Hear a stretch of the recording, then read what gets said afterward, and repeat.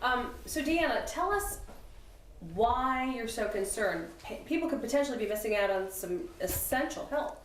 Right. There is assistance available to people who have been affected by the floods that came just several weeks ago, and we want to make sure that they have that opportunity to get assistance. And so they can do that in a couple different ways. They can call us at 1-800-621-FEMA, 1-800-621-3362, or they can go online to disasterassistance.gov, and it takes about 15 minutes to register. The reason they need to do that, what kind of resources are available? Well, first and foremost, we have rental assistance available for individuals who have been displaced from their current home and are now having to find alternative lodging, and so we have rental assistance available to them. The other thing that we have is primary expenses for repairs to their home, as well as assistance for personal property. And there's a limit on one of those elements, which is a $33,000 cap, and that's on which part of that? The $33,000 cap is for all assistance. So across the board, $33,000 is the cap on the assistance available to someone. And we realize that that may not be enough to get you back into the way that your house was before the flood hit, but hopefully it will get you back to a safe, sanitary, and functional environment that you can live in. And also there are other pieces to the equation beyond FEMA. You guys introduce people to the Small Business Administration loan. That's right, that's right. And so part of the assistance that comes in with FEMA is the Small Business Administration. And you wouldn't think that Small Business Administration offers home loans, but as part of the assistance package, they do offer low-interest home loans as low as 1.87%. And so when a person registers, they'll get a package in the mail, and part of that package includes the Small Business Administration application.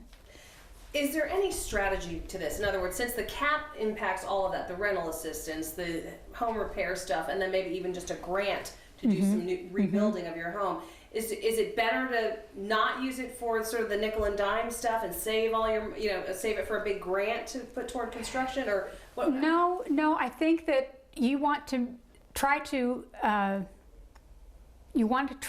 get the assistance wherever you can get it from. So they're from those three different types of assistance, but the total package is $33,000.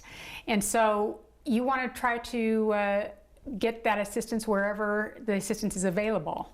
And wherever you need it. And wherever you need it at, that's right. And this is the rental assistance is huge for people, because if they're trying to keep the mortgage payment going, that's right, and they have to pay rent. That's right. When people are displaced from their home, they're still paying a mortgage, and that's a huge burden on these individuals. And so then they are displaced from their home, and they have a rent payment on top of it. So this rental assistance is huge for a lot of people. Okay. What do you see as the biggest impediment for people actually reaching out for the help?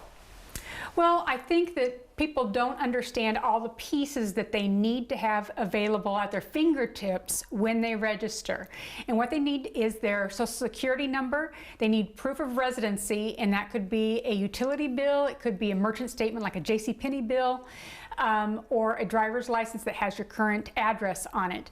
Also, proof of ownership if this is your primary ownership, or proof of ownership if this is your residence.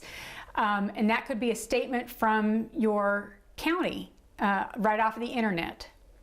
All right, so people might freak out and go, I lost everything, I don't have my stuff, but there are ways around that. There are. And so what you want to do is to register first and foremost, and if you don't have some of those pieces, don't worry about it right off the bat. You can always call back and re-update, or you can call back and update your information in that registration process. What would you say, you obviously get out there at times and meet these families who are impacted. How much does this mean to these families? Oh, I think this is huge for people. This assistance can make a huge difference in their lives. You know, it makes a difference for some people of putting dinner on the table, putting shoes on the kids' feet, you know, just things like that. It makes a huge difference for a lot of people. And it really would be a mistake to miss out and not apply. It would really be a huge mistake not to apply for this assistance that's available through FEMA, because, you know, a lot of people here in South Carolina are proud people. They don't want to seem like they're taking a handout. But this is not a handout, this is a hand up. And this is a way for you to use the tax dollars that are earmarked here for South Carolina. The money's there. The money is there and available. Up to right now, we've got $50.3 million out on the streets in South Carolina in those communities, helping in the economy build those homes back up to the way they were before the floods came.